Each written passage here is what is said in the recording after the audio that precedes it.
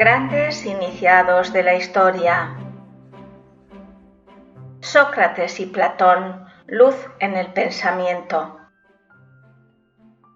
Dice Edward Schultz que los misterios de Eleusis del siglo VIII antes de nuestra era custodiaron el drama iniciático, celebrándose sin cambios sustanciales durante 2000 años. En Eleusis, Perséfone representaba a la divina madre Kundalini, que se sentía compungida por su hija Deméter, la cual alegorizaba a la caída pleromática de Pistisofía, que fue raptada por Hades, el rey de los infiernos. En los misterios, estos personajes fueron claves para comprender los procesos del alma, que pedía ser redimida mediante la iniciación, pues solo la gnosis da la comprensión para saber la fuente y el fin de la vida. Sófocles decía: 3 veces dichosos los mortales que después de contemplar los misterios marcharán al Hades. Solo ellos podrán vivir allí, mientras que todo será dolor para los restantes.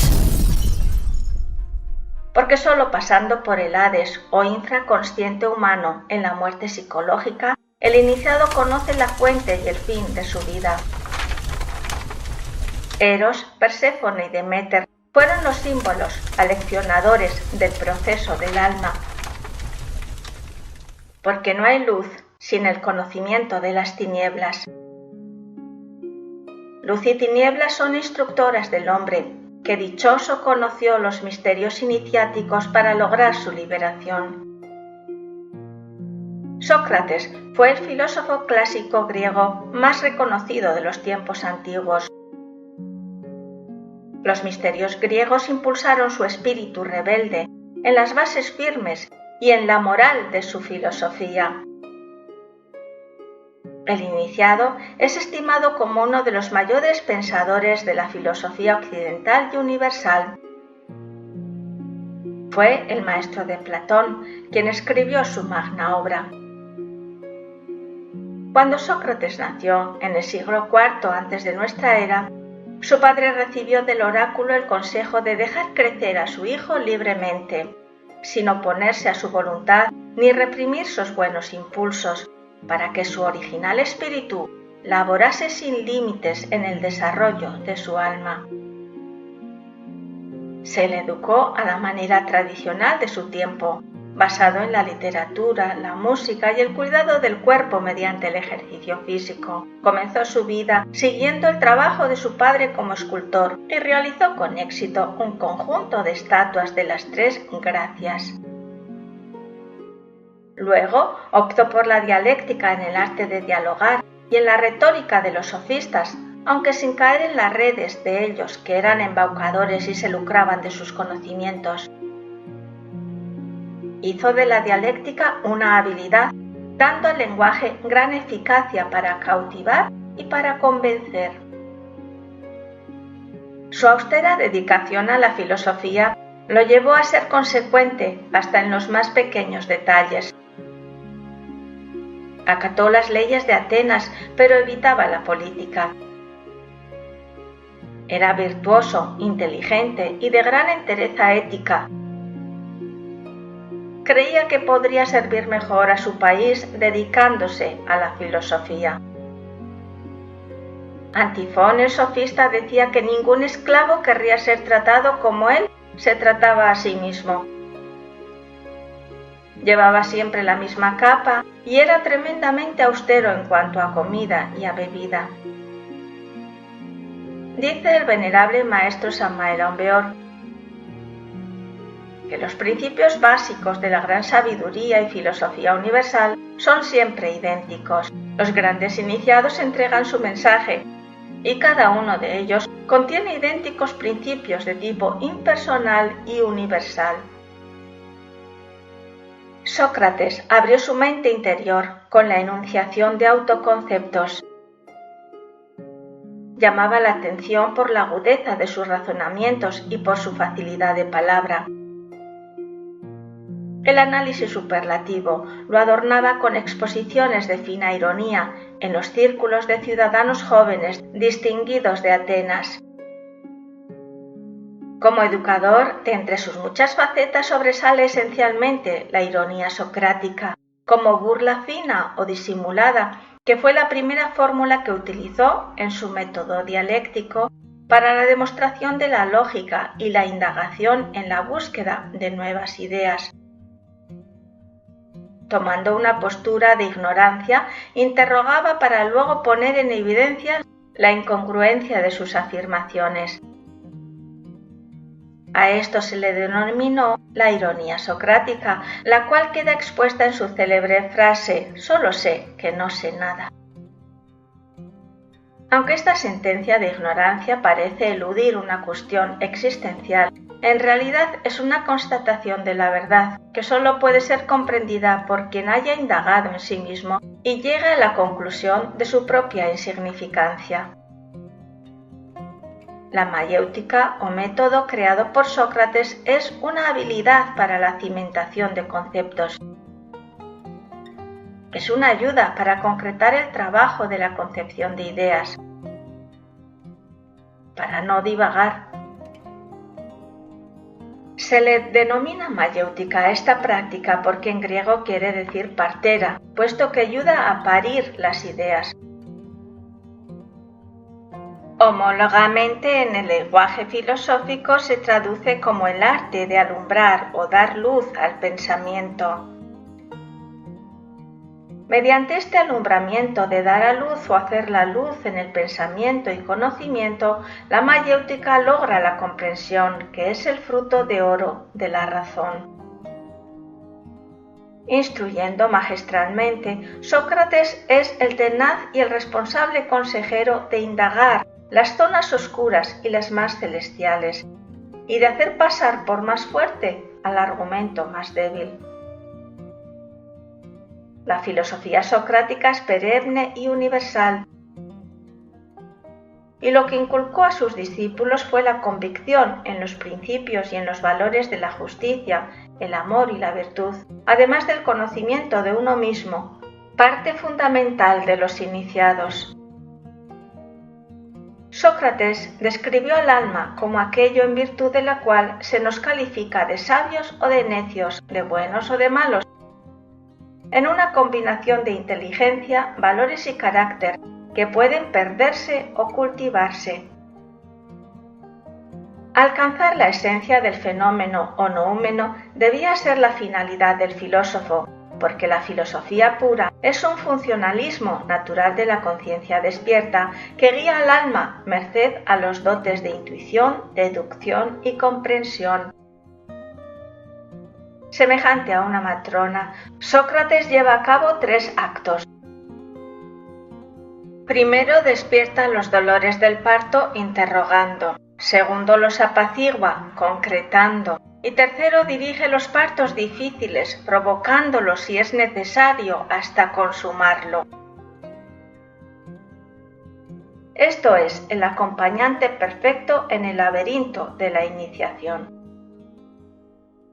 A veces el proceso es intenso debido a las duras interrogantes del método, pero su objetivo es alcanzar la iluminación o intelección iluminada.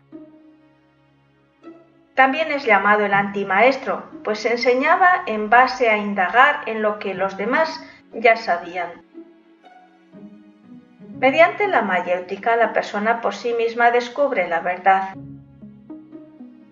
El arte de saber interrogar y a cada respuesta confrontar otra interrogante fría, dura y carente de emoción, hasta lograr la comprensión, conduce a la liberación mental. Este proceso de la mayéutica para indagar con preguntas, insertando otras a las respuestas ya dadas hasta encontrar la conclusión verdadera y superada e integrada a la verdad parcial de las anteriores, es un excelente método para lograr capturar la verdad. Sócrates consideraba un éxito en la mayéutica cuando el interlocutor vertía todo su conocimiento y el locutor se abstraía de sus conceptos, prejuicios o experiencias, permitiendo en libertad el desenlace intelectual. Sócrates Lo consideraba fracaso cuando el interlocutor se rehusaba a verter sus conceptos y el locutor se veía en la necesidad de aportarlos sin lograr que el interlocutor descubriese por sí mismo la verdad, imposibilitando así el autoconocimiento. En la República, Platón escribe sobre la opinión de Sócrates conforme a la naturaleza de la justicia, como mejor opción para organizar un Estado y la forma de educar a los hombres.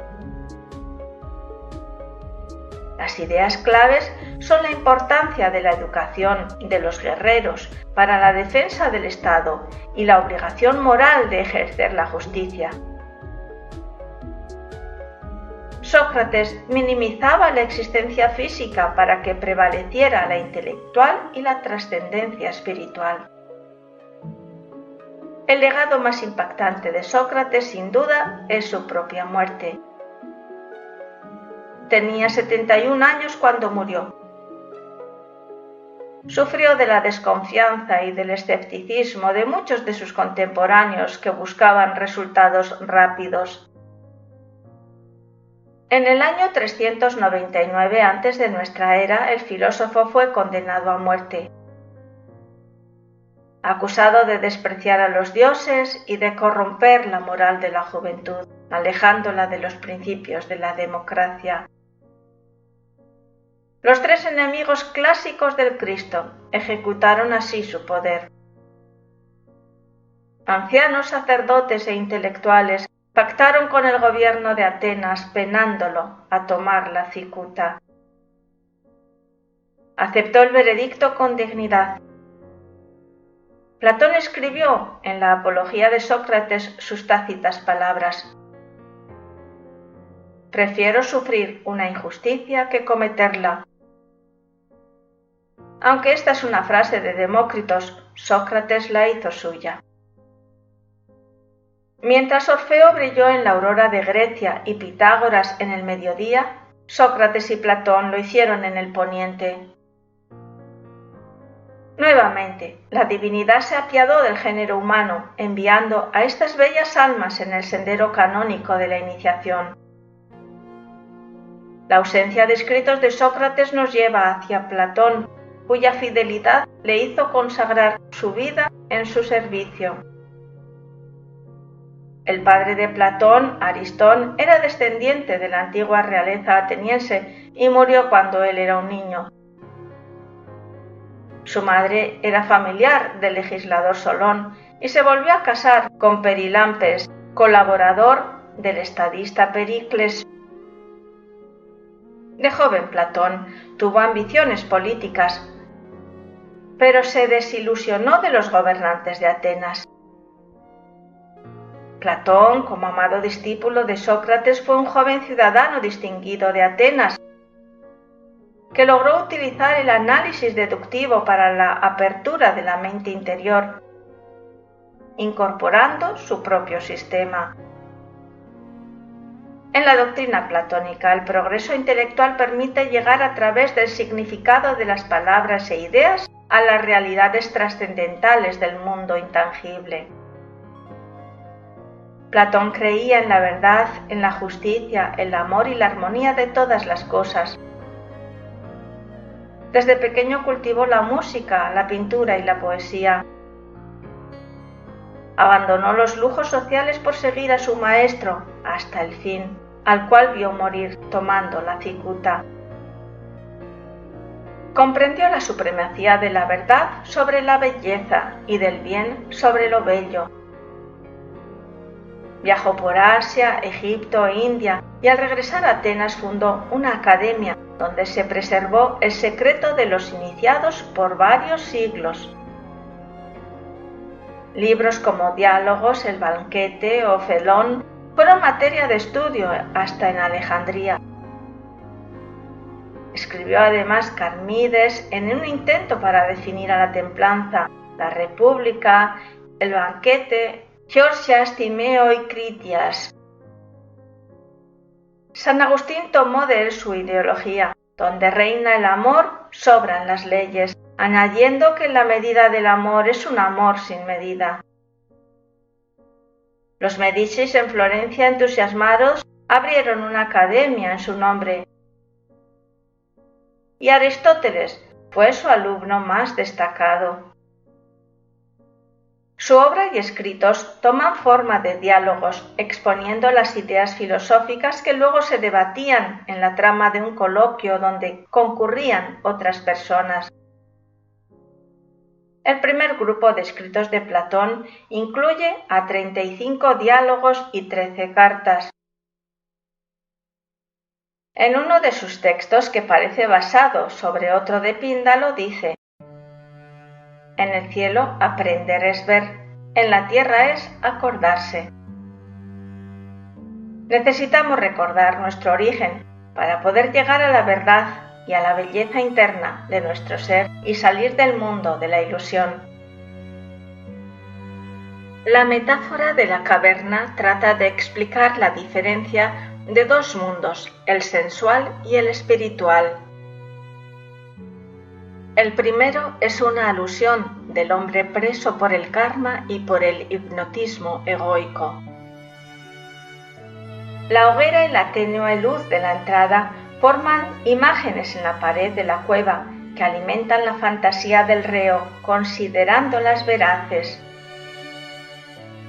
Para conocer la verdad, el hombre debe liberarse de sus grilletes, virar hacia la luz y comprender ambos aspectos, el interno y el externo. Pero al intentar explicarlo a los compañeros que quedaron presos, estos se ríen de él y hasta reniegan de cambiar su vieja perspectiva. Platón aboga por la redención de Pista y Sofía para liberarla de la materia y del poder seductor del demiurgo, personificado en el deseo. La pobreza no viene de la disminución de las riquezas, sino por la multiplicación de los deseos.